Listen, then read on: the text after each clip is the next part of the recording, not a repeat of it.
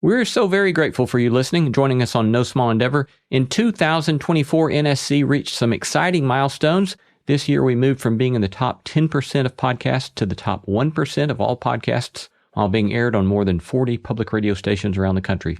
And thanks to many of you voting for us, we received our first Prominent Industry Award, a Silver Signal Award. I like to think that these achievements reflect our continued commitment to our mission. This work only matters if it contributes to your life and to the shared life of our cities, families, and communities. And it only matters when you are a part of the mix. So we thank you. I also want to take a moment to thank our outstanding production, management, and marketing team, because we most definitely could not do NSC without them. They do such a stellar job, and I'm super proud to work with all of them. Christy, Jacob, Sophie, Tom, Kate, Mary Evelyn, Carrie-Ad, Jason, Audrey, and Tim. To sustain and expand this work, we're turning to you. Specifically, we're asking you to become an NSC Plus subscriber, because we depend upon such revenue to make NSC possible. You can choose the monthly amount, starting as low as $5 per month. Consider making it $10, $20, maybe even $100 per month. In exchange, you get lots of perks like ad-free listening, exclusive content available only to NSC Plus members, and pre-sale access to tickets for live events. And you'll get a sense of contribution knowing you are helping sustain work that's seeking to sow beauty, truth, and goodness into the world.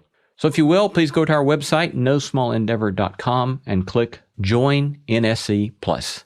Many thanks. Hello, friends. We are excited that our No Small Endeavor Plus community is growing. Now, all of our friends in the No Small Endeavor orbit are intelligent, smarter than average, winsome, good-looking, while the members of NSC Plus seem especially so, because they are enjoying ad-free episodes, as well as special subscriber-only content once a month, where we discuss habits and practices learned from our guests over the years. And those special episodes have been a lot of fun, personal and practical. I love sitting down with our producer, Jacob Lewis, and recording those for you. And so we would love to have you join us. And your NSC Plus membership helps support the show. So because of all of these things, we'd love for you to join the NSC Plus family. Just go to nosmallendeavor.com, click subscribe, and start catching up on our subscriber-only episodes today. Again, go now, nosmallendeavor.com, click subscribe, and start catching up. See you there. Hello, friends. Lee Seacamp here. You're listening to No Small Endeavor. This is our Unabridged episode with Kelly Corrigan. We're especially discussing Kelly's memoir, The Middle Place, about her experience as a young mother working through the travails of cancer. As just reminded, as we are re-releasing this as a best of episode, how great this conversation was with Kelly.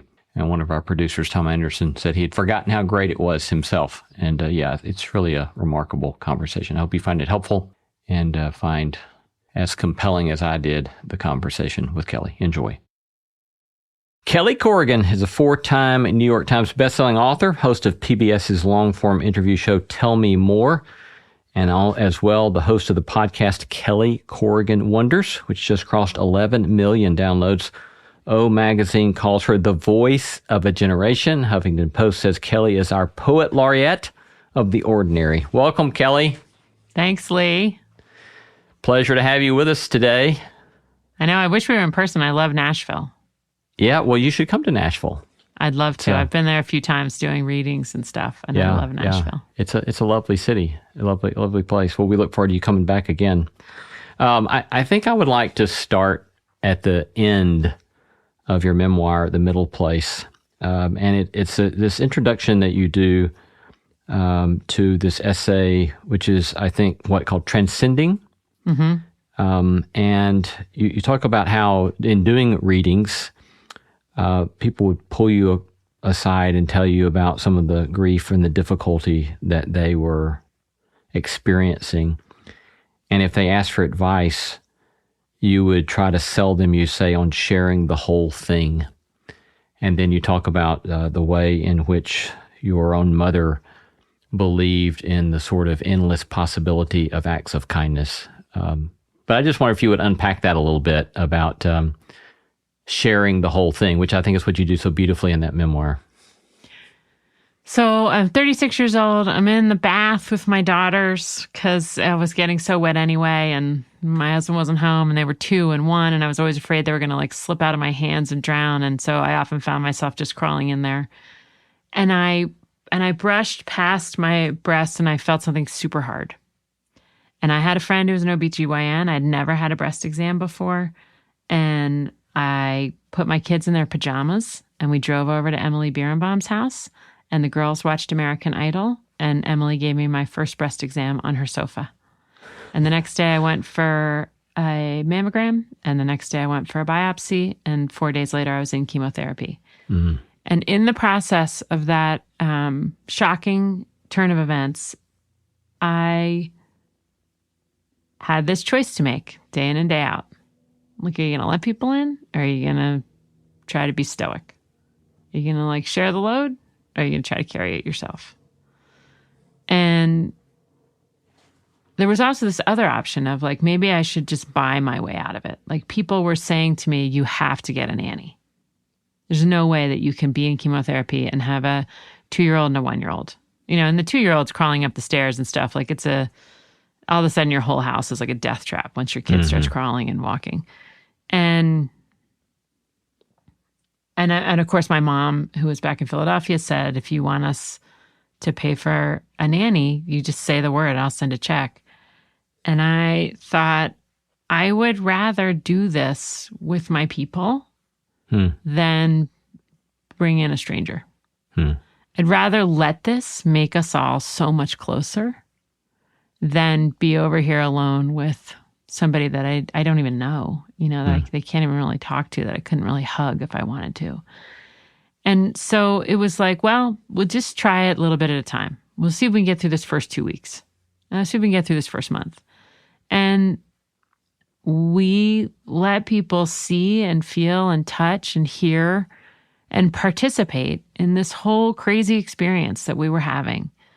And I mean, this is potentially motivated reasoning, but in my opinion, it was good for all of us.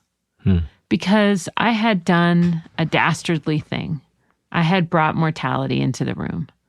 You're a 36-year-old with 2 babies, 1 on each hip, and you don't have a hair on your entire body. You're scaring people.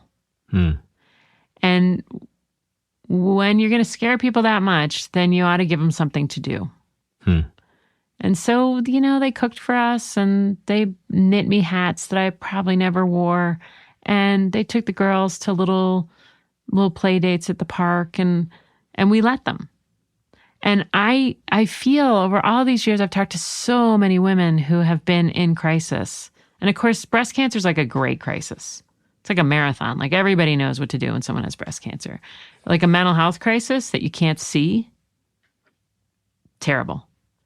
A crisis that goes on for 20 years, like the long decline that you see with dementia or Alzheimer's, terrible. Like you can't, a bad back, migraines, like these are not things that people can cheer you on through. They don't have a beginning and a middle and an end. But we let people in and I just feel so close to those people. You know, I have this photograph from August 9th, 2004, which was the day I was diagnosed, of like 9 people on my deck. And people are holding the girls and we're all having a Corona. And that was my instinct, was like people called and I'd say, you should come over. Just come over. I know you want to hug me. And I know I want to hug you. I know I'm scaring you. So why sit in your house and be scared? Come over. And that picture is so meaningful to me because it was this very instinctive, high agency decision to share the whole thing. Yeah. And I think that's why we're here. I think that's the payoff of developing all these friendships inch by inch, little by little, you know, reveal by reveal, share by share, breakdown by breakdown. Like this is the Olympics of friendship. Yeah. I wonder if you weren't more predisposed in that way by just my experience of reading your memoir. I mean, for example, you show this sort of remarkable vulnerability in the way you write it, and the stories that you tell on yourself, and the things that you tell about yourself.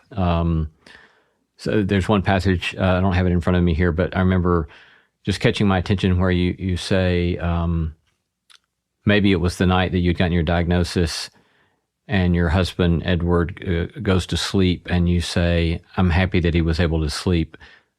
And then you say, and at the same time, I resented him for it. And then at the end of that paragraph, I think you say something like, married people are often alone while they are together many times throughout their marriage, something like that. And then I could point to, lots of other stuff, like you sharing how you lost your virginity, or, a thing I'm going to come back to in a moment about something that happens, where something that you say about your father. But you seem very predisposed to sort of vulnerability. What's the source of that for you, or why is that? I suspect it's not just a literary device for you, but it seems to kind of, I'm speculating that it flows out of you. It's pretty natural. I mean, I'm very aware of how many people are here on the planet at the moment. And really ruminating on that number, 8 billion, has set me free. Like, there's just so many of us, and we're all living our big dreams, and we're all on our epic journeys, and who cares? Who cares how I lost my virginity? Who cares that I got caught shoplifting? Who cares that I got suspended from high school? Who cares I got 1090 on my SATs? Like, it's all nothing. It's all nothing. It's just fodder for us to be closer. Like, the point is to connect. Yeah. To me. That's the point. So connection favors vulnerability. Like, connection favors ragged edges where you can connect on a bigger surface. If you're all tight and straight and hiding and perfect and wrapped up in your little packaging, there's nothing to hold on to. Yeah. But it's not even that consciously. I mean, it's really my nature. Like, I just don't think it matters that much, the number of things I've done that are inadvisable or misguided. I just don't think it matters. So I'm wondering, I was thinking as I was reading your memoir about, and on this particular question about your vulnerability, an essay, I'm not sure I know which one it was, so I won't quote a title, but I'm pretty sure it was by Stanley Hauerwas, and maybe with David Burrell. And they were making the case of, as I recollect, the way in which religious people may be more predisposed to self-delusion because they hold over themselves this sort of standard that they think they have to justify themselves vis-a-vis that standard. And so it's harder for them to be really honest about who they are. So in your book, you're talking about very, very vulnerable, and you're also sharing how you're not so sure that you have this faith that your parents have. And so I'm wondering, so that made me think, well, is there something that Kelly has a sort of freedom there because she doesn't have that kind of holding over herself? Or is it a Bible Belt thing where we're much more predisposed to be hesitant to show who we are? I don't know. Thoughts on that? Well, I do think that a Southern woman and a Northern woman, that there are some stereotypes that often apply, which is to say that a Southern woman doesn't burp, and a Southern woman dries her hair before she goes out, and a Southern woman puts her face on. And, I went to University of Richmond from Philadelphia, and I really stuck out because I wore my brother's old lacrosse workout shorts and a baseball hat. And I remember a month into school thinking, like, no boy is ever going to ask me out. Like, I need Ray-Bans, I need a string of pearls, I need pink lipstick, and I need Madras sundresses. Toot sweet. Like, I am not going to make it in this town. And so I went home and I said, Mom, like, I need Mia Flats. Like, I need a whole kit to make it. You're clearly in college in the 80s, right? Yes, yeah. I was. Yeah. And then I started dressing like everybody else. And then I remember this guy, Francis Craig, like right around Thanksgiving, said, We miss the baseball hats. Huh. We thought you were so cute in your baseball hats and your big smile. So I definitely feel free in that way. Like I've been known to drive my children to school in their pajamas. I'm not afraid to get the mail in my slippers. It's all part of this ethos that my mom like pushed me out the front door saying, "Oh, for God's sake, Kelly, who's looking at you?" And it was kind of like, yeah, it's true. Like, who is looking at me? I don't think that many people, actually, at the end of the day. So, I didn't feel that way when I was a teenager, of course. A teenager, I was like living and dying on my sense of social capital. But, that's what I grew into. And my mom is deeply untroubled by the crowd's opinion of her. Huh. Deeply untroubled. Like she's playing a completely different game. She's on a different plane entirely. Goes to church every day. That's the primary relationship in her life. And all the rest is like ways that the minutes pass. Huh. But it's not meaningful. Yeah. Whereas, so for me, I don't go to church, but what I'm holding myself to is I know what my values are, and like how closely am I hewing to them on any given day in any given week. And it's particularly poignant with parenting because I have this podcast and I have this TV show, and I am often in conversation with people who are thinking hard about parenting moves that they may or may not make. And I often feel in that arena that I know right from wrong, but I can't make myself do it. And the thing I most often can't make myself do is stop talking, stop advising, and butt out. I just want to be involved. I'm just starved for involvement, and I want to collaborate. And, I want to be their backboard. I want them to share whatever they want to share with me and let me try to help. And so this, and not in a helicopter parent way. Like I wouldn't, I never knew how to sign in to like look at their grades or whether they handed in their homework. Not like that, but like, I don't know if they want to talk about a friend thing. Like I'd love to talk about that with them. Mostly because I'd love to hear how they're thinking and like be a witness to their development. Yeah. So anyway, I digress. The point is, who's looking at you, Kelly? Like that is the underwriting of my worldview. Right. It reminds me of that, I don't know where I first heard this, so-called 1845-60 rule. Do you know this rule? Mm-mm. When we're 18, we're all worried about what people think about us. When we're 45, we don't give a damn what people think about us. When we're 60, we realize no one was thinking about us. Totally. Yeah. Seems true, doesn't it? Yep. So during your experience of going through breast cancer, your father's diagnosed with cancer. How does that story unpack for a little bit about how your story of grappling with his cancer impacts, relates to, informs your own fight? Well, one thing about having cancer is that you, if you're lucky, if you have a good circle of support, you kind of get to revert to childhood. Like, you have cookies for breakfast and you're napping and people are doing your laundry for you. And you go from like a very exhausting, very hassled adult life of caring for 2 small kids and a household to being the cared for person. And so I was as soft as I had ever been. I was like living in my pajamas and treating myself to whatever I wanted. Like if I wanted a lollipop at 6 a.m., like pop it right on in there, no problem. And then the most adult thing that had ever happened to me happened, which was this guy who had made the world a safe and good place for me. This guy who loved me so well was threatened. And it was like, I can't do this. This can't happen. I can't handle this. I have to have him. And I know it because I've just had him.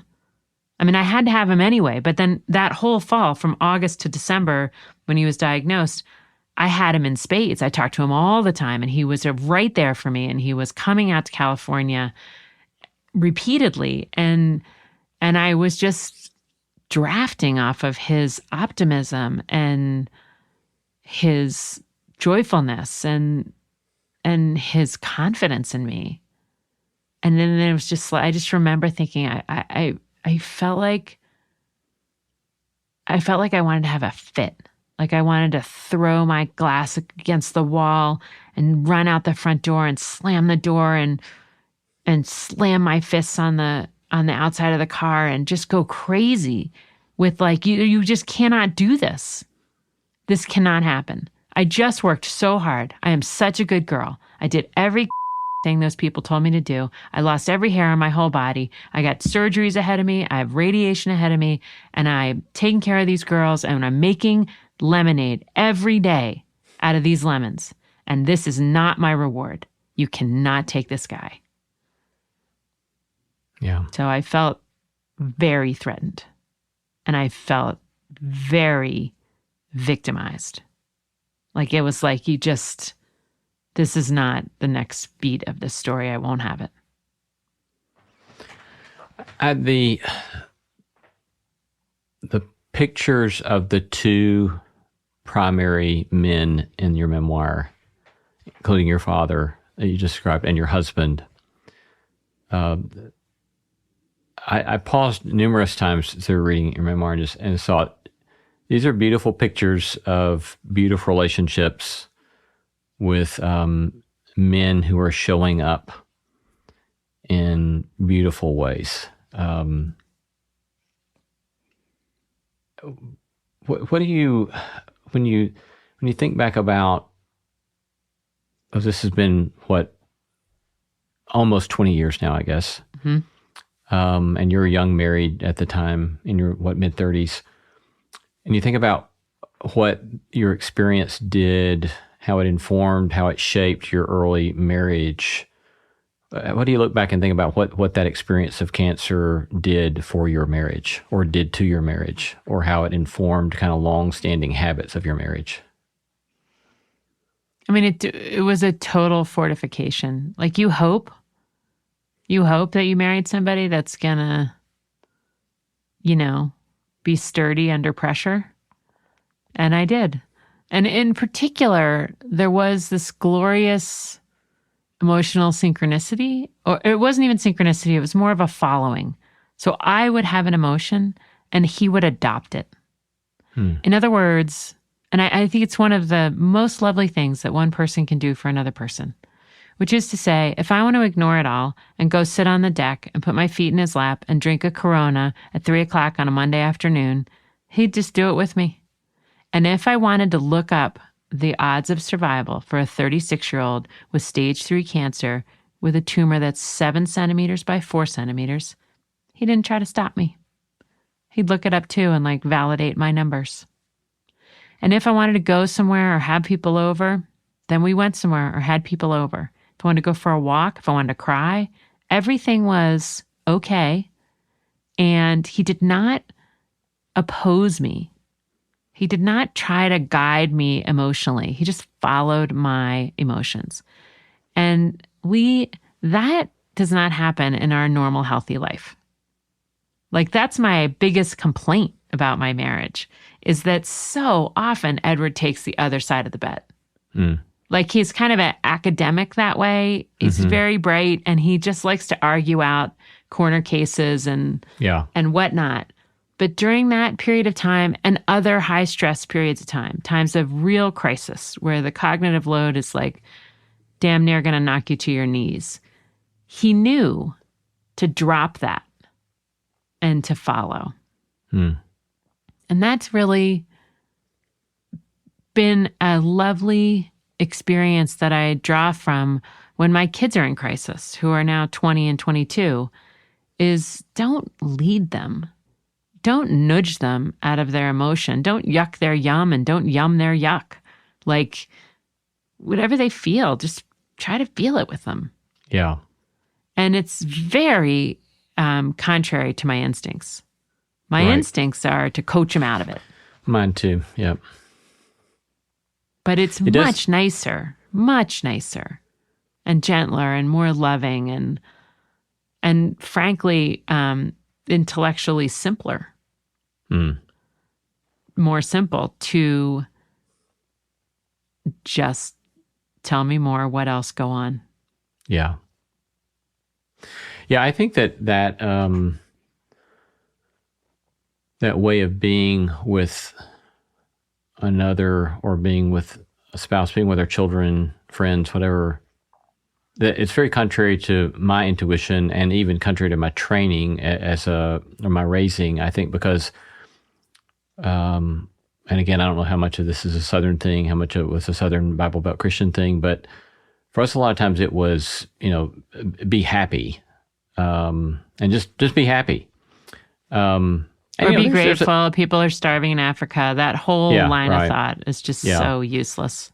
And so learning to let my kids be angry has been a real stretch. And, and my wife and I have wondered sometimes about whether or not we didn't sometimes let that go a little too extreme. But in the end, what we've discovered is that our kids seem comfortable being themselves with us, as they're now young adults. And that's, I think that has been a payoff, if we want to use financial metaphor for it. It's been a payoff that's kind of is a good return on investment, because we're deeply grateful that they can be themselves with us. But I think it was very costly for me emotionally to let them be angry or let them be whatever they were as we went along. I agree. I mean, I'm not very good at it. Believe me, if my kids were listening to this, they would say like, uh-huh. Like, okay. So as you have then done the work that you've done, you've undoubtedly heard untold numbers of stories of people going through their own travails and cancer and other afflictions that they've had to deal with. What are some of the stories, or what are some of the practices, lessons learned out of that experience for you that you take away from seeing other people, what they've been through, that you've tried to say there's something true and beautiful about the way they've processed that I want to hold on to? I mean, one macro observation is that a lot is survivable that doesn't seem like it would be. People figure out how to keep going and stay in their lives and laugh again and love again after very hard things that the moment they break, you think, this is going to kill her. This is going to kill him. And it doesn't. So that's a backstop that I'm aware of, is that people... I also think that I've learned through my deepest friendships that it doesn't mean they're not unchanged, and it doesn't mean that a lot of their days aren't compromised by deep sadness. And that makes you want to be the friend that they can say the awful thing to and not put a smiley face on it for you. I mean, my friend Liz, who died, I know that's who I was for her. I was like the only person that she could say, I think I'm dying. And I didn't try to talk her out of it. And I didn't try to like put a button on it. And I didn't bring up some future ovarian cancer trial that maybe she could qualify for. And I just let her say it. And I have a friend now who's really devastated after a hard divorce. And I don't think she's allowed to say to anybody, like, it still hurts so much. I think like the world is telling her you're supposed to be pretty good by now.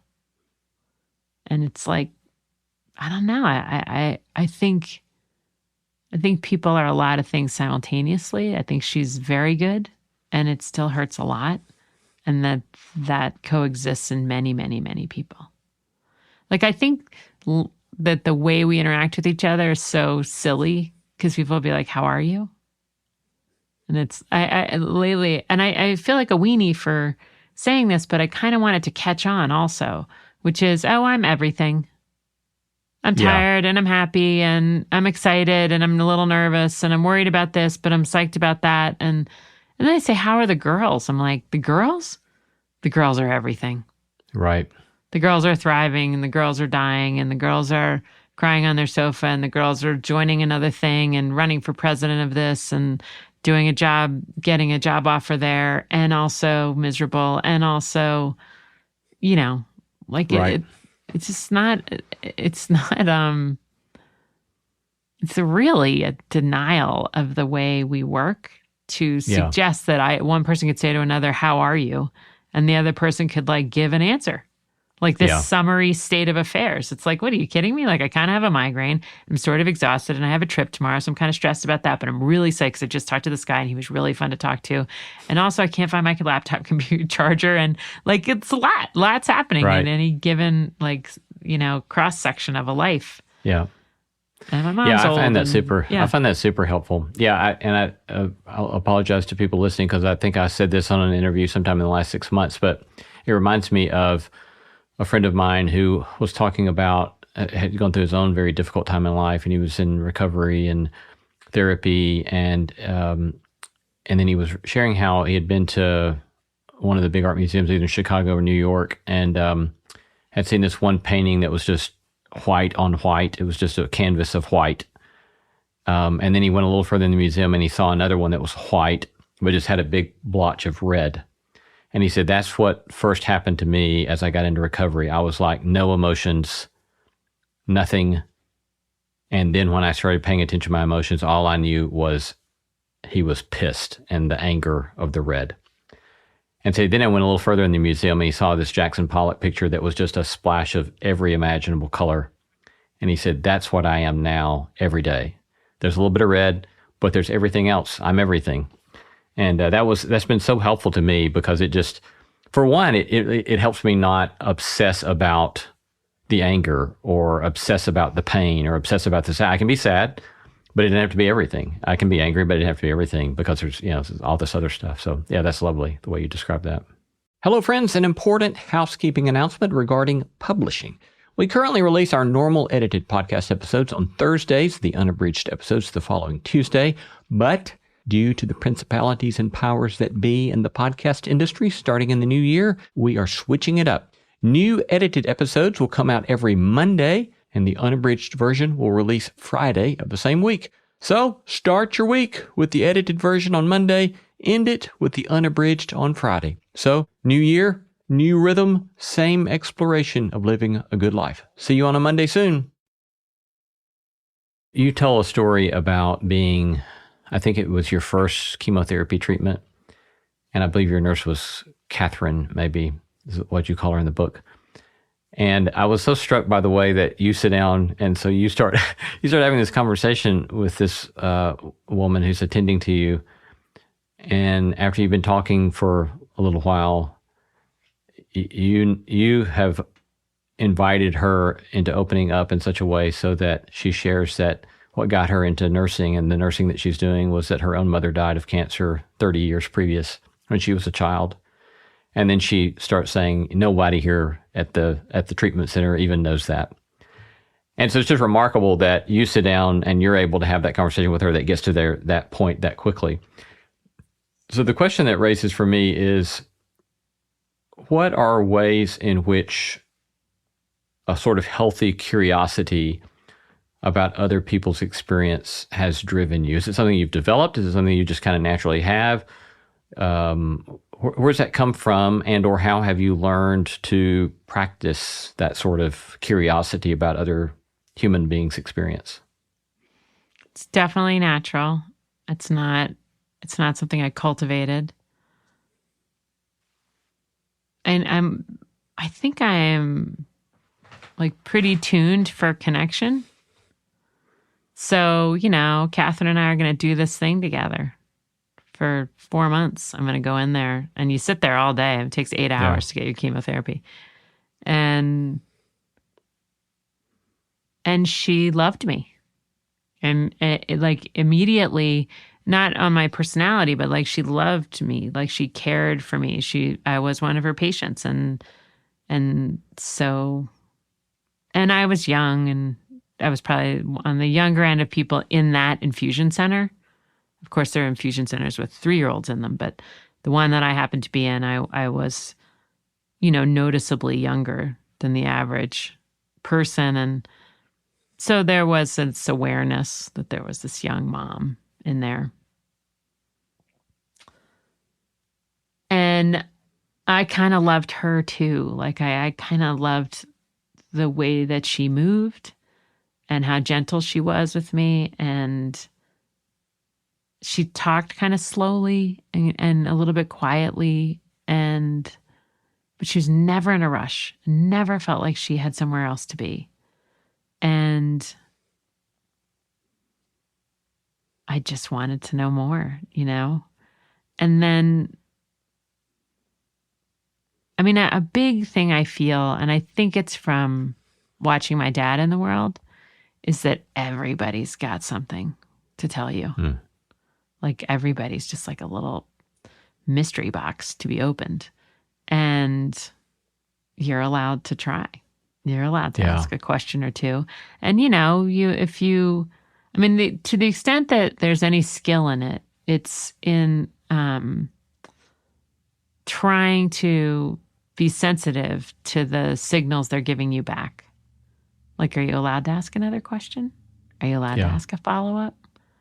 Are they open to that? What's their body language telling you? What's their eye contact level? Is it changing? What are their shoulders? Are they towards you? Are they away from you? Like all that sort of interpersonal intuition of like, can I go further?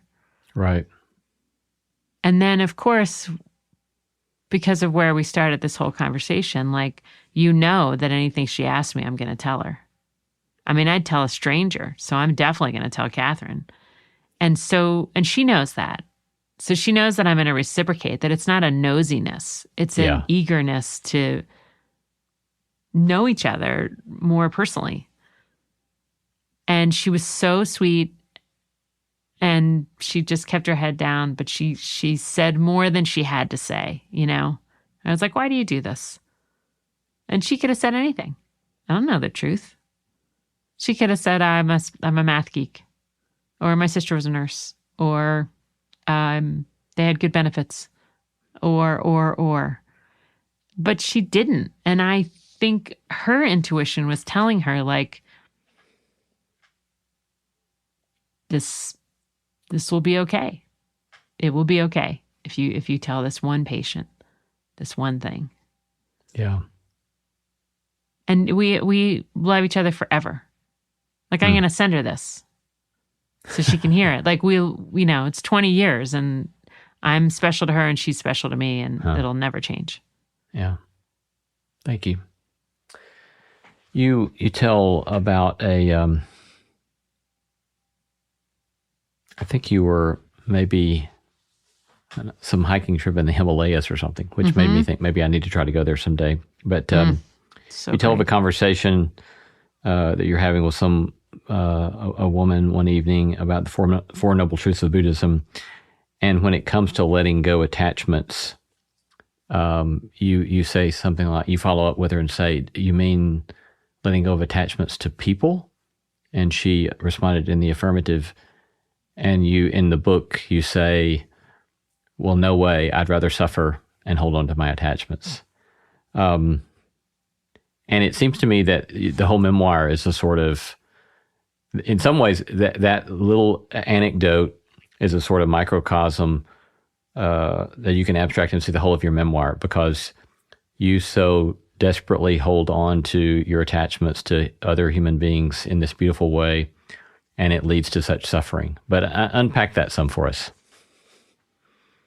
Well, that's about the sum of it. is that you will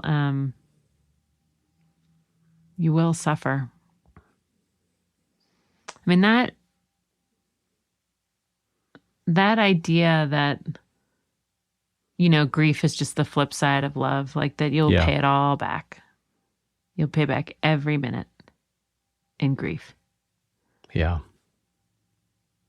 And so be it, I guess. I think that's where I am.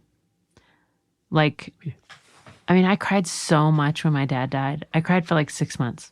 And I have cried so much in my emptiness time. Like I don't like it. It's fine. And I can come up with lots of great work to do and whatever, but I don't like it. It's not what I want. I mean, I want them to be independent. I'm glad they're out there, and I'm glad that they're launched. I wouldn't want them to not be launched. But, if I could roll back, would I? Of course I would. I'd do it again and again and again and again and again. And, so that's what that's what love feels like to me. Yeah. And I accept that about myself, that it's going to hurt. Like, this whole enterprise is going to hurt like hell. Yeah. And there you have it. Yeah. Well, I want to come back to that, but first I want to shift to your book Lift, and just as a parenthetical insert that I liked the premise of the title of the book because I also fly gliders myself. Oh, no kidding. Yeah, but and that you got this notion of lift from a friend who flies hang gliders. I don't fly hang gliders; I fly sailplanes, but the same idea. You got to go find thermals if you're going to stay up, and follow the thermals up to cloud base and so forth. And you use that as a sort of metaphor for this terrifying notion of finding turbulence. And it's the turbulence that's going to give you a lift. It's turbulence that's going to keep you alive. And that it's just this sort of reality of living is that if we're going to live, there's going to be turbulence, which I find and very it's the connective tissue between us. Yeah. I mean, this is how we're going to love each other. Right. Is that you and I know the same turbulence, and so we can just go so deep on that. Or that we can abstract one kind of turbulence for another and meet there in the abstraction. Like, the funny thing that people say a lot that I'm always like, I don't feel that way is, I have no idea. God, can you imagine? I can't even imagine how that would feel. And I think, really? Like, you can't get there? Because I can get there with almost anything. Yeah. That's somebody, I mean, I can imagine a little bit how it would feel because it always ladders up to unfairness or loss or these kind of archetypal themes of human experience where everyone has lost something. Everyone has wanted something that they cannot have. So sometimes my husband and I will be talking about something that's going on with the girls, and he says, I just can't relate. That would have never bothered me. And I'm like, no, you can relate. You never had that one version of it, but like flip through the files. Like they're all the same. It's just you getting cut from a soccer team isn't the same as her not getting asked to the prom. Like, that's the same story. Yeah. I wanted to be wanted. I wanted to belong. Like, what percentage of all pain in the world is related to wanting to belong? Yeah. Like a huge percentage. So we should be able to relate to each other like pretty easily.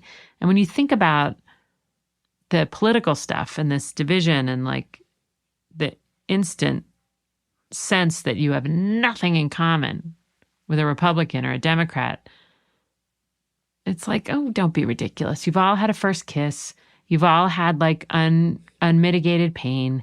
You've all lost some money. You've all made some money. You all have a parent that you love. You all have a kid that you're scared to death might be going off the rails.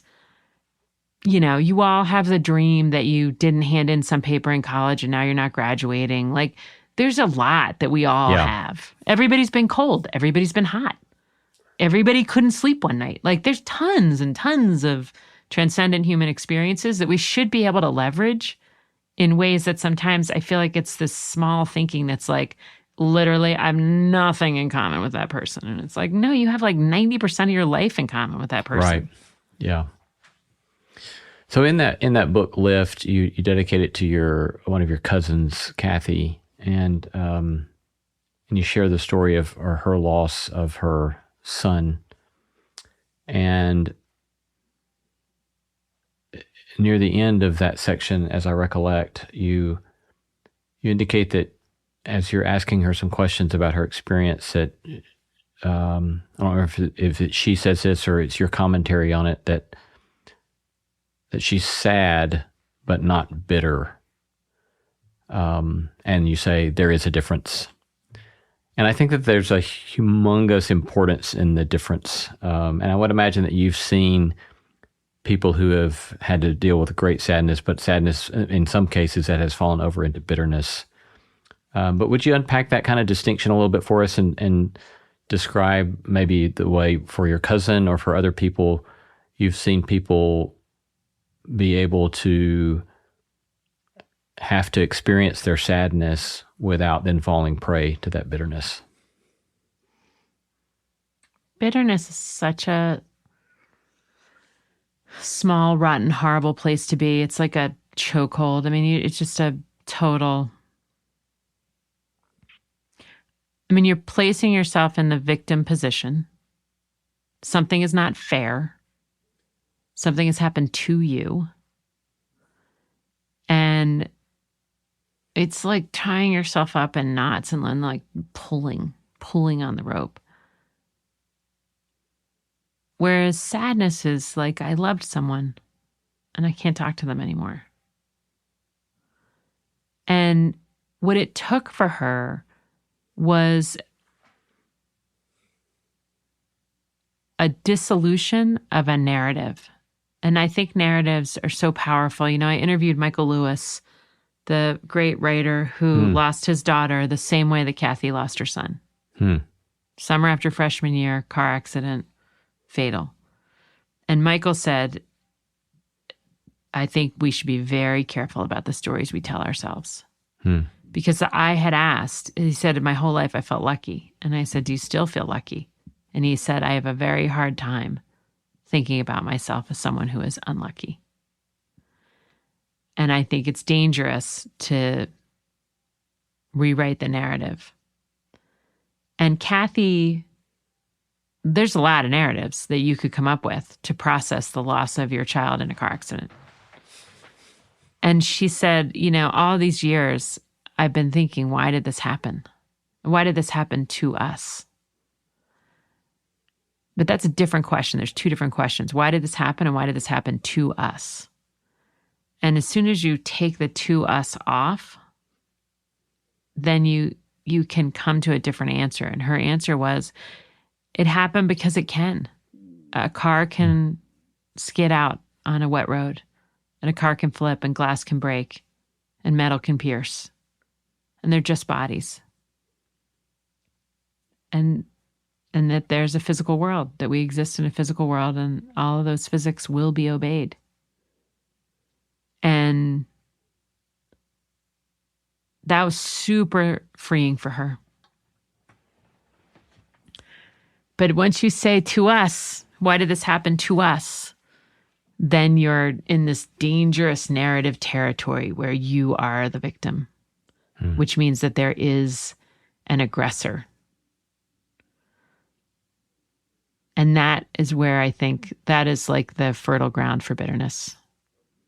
Once you're in that kind of story, then I think bitterness grows easily. Yeah. And I mean, bitterness will ruin your life. Like I know people who, I am thinking of someone in particular who is just so prone to bitterness. I mean, so prone to seeing himself as the aggrieved.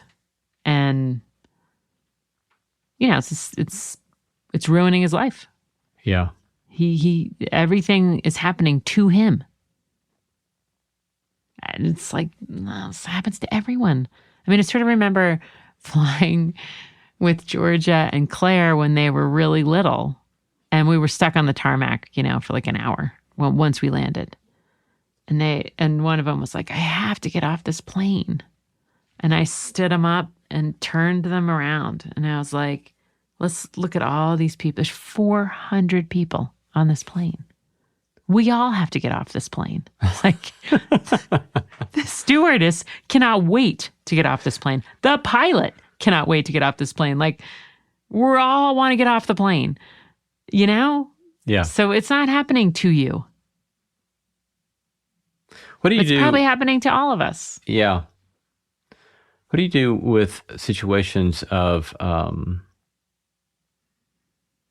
where there are clear aggressors or clear oppressors? I don't know that I could really do this, but sometimes I can. I mean, I have not been, attacked or maligned in any big kind of ways, but I have, of course, have had a problematic relationship or two. And when I'm in the throes of those, I can tell it like it's all his fault. I can't believe he did that, ... On a good day, I can say, God bless his sweetheart. That is the very best that he can do. He cannot. I'm sure he wishes that he could behave better. And he just can't. He can't do it.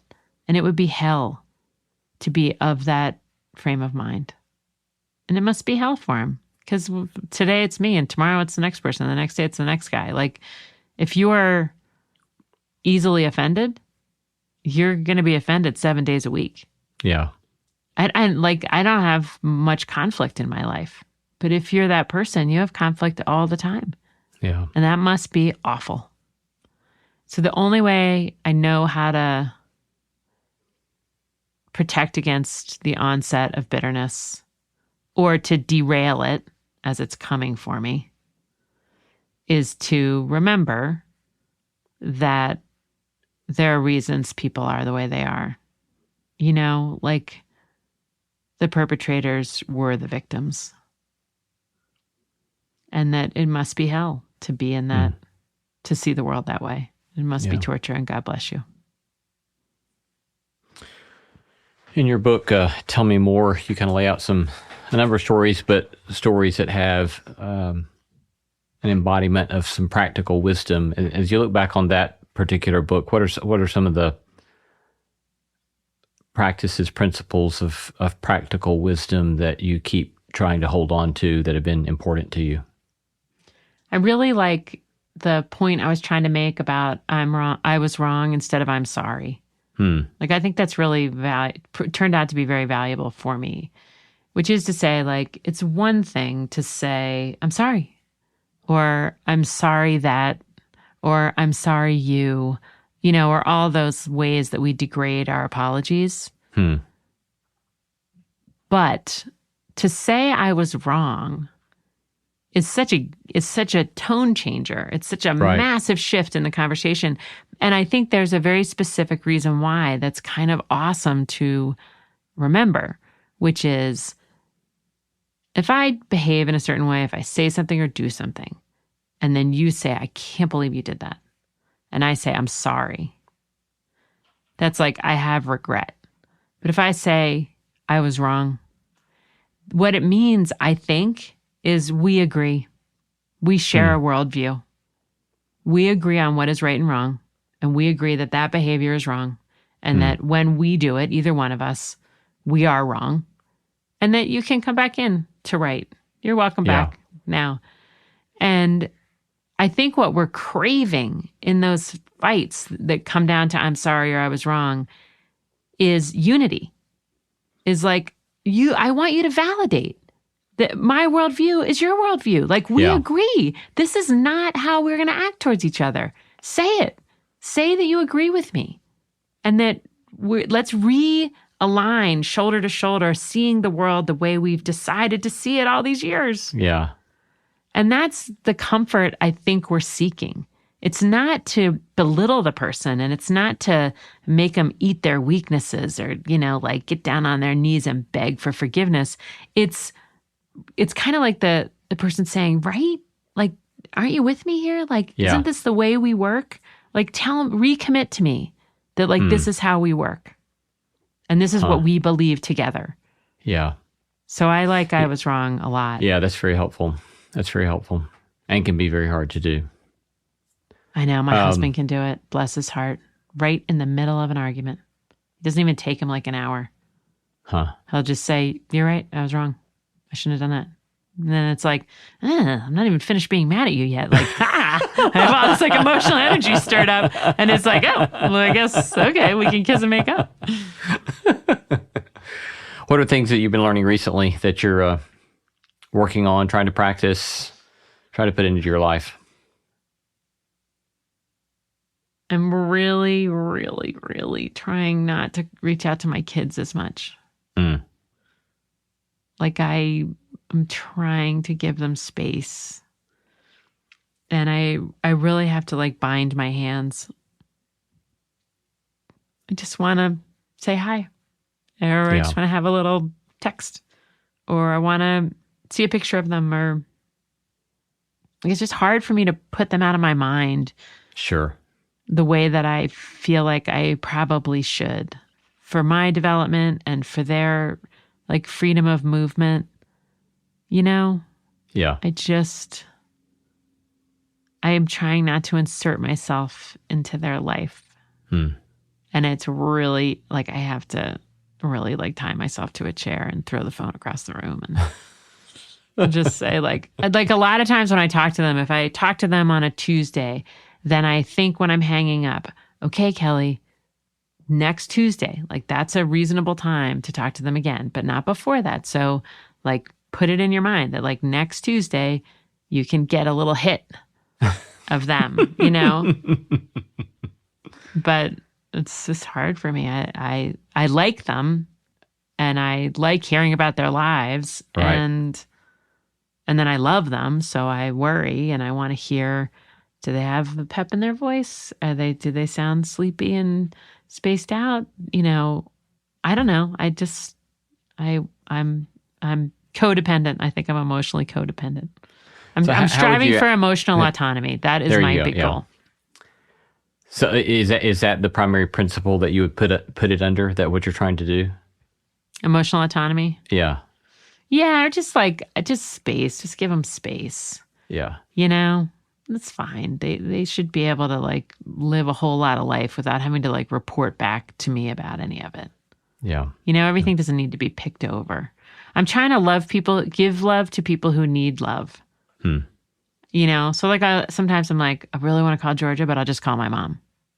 You know, or like give it to somebody who's not getting a million phone calls and who isn't so busy and like could maybe use a little like TLC. Yeah. That's very helpful. I need to write that one down. Work on that one myself this week. Yeah. It's terrible. I'm terrible at it. So it's hilarious that you're writing down something that I'm saying on this count.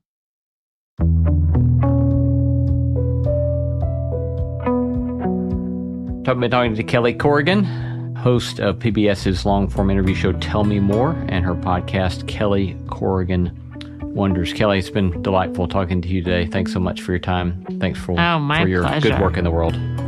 I'll see you in Nashville. I'll look forward to that.